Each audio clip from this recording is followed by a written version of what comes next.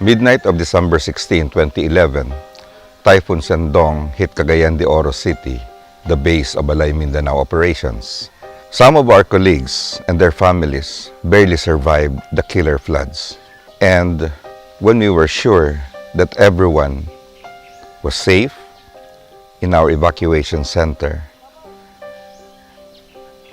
we started thinking of how to respond to the disaster. And that was when our new mantra was coined. We refuse to be victims. We choose to be resources. And we started reaching out to the survivors, taking care first of our colleagues and their families, and eventually the other communities in Cagayan de Oro City. And that's the beginning of our disaster response program, which we now call DREAM. DREAM has the following intentions. First is to augment the capacity of communities, capacity and resources of communities and local government units in helping build resiliency and reduce risks in the event of disasters.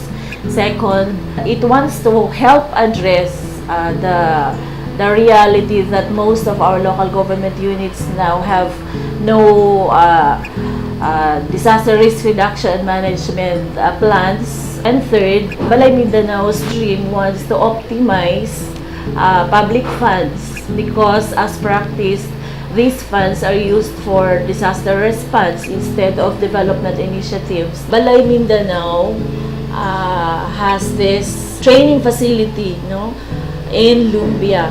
That will become our disaster hub.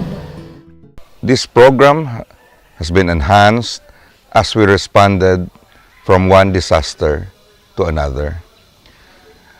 When Pablo hit Eastern Mindanao, we responded. The damage was so massive, we felt so small, we felt so helpless. And that was where we were reminded that our strength as a non-government organization is in our smallness.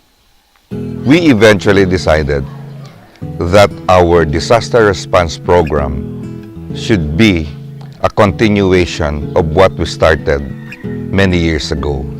That is community-based, barangay-focused. And now, we have full-time teams working with the many barangays and communities that we partner with as they prepare for themselves to face any disaster in the future. When we respond to disasters, we constantly remind ourselves that the people and the communities whom we choose to serve are not victims.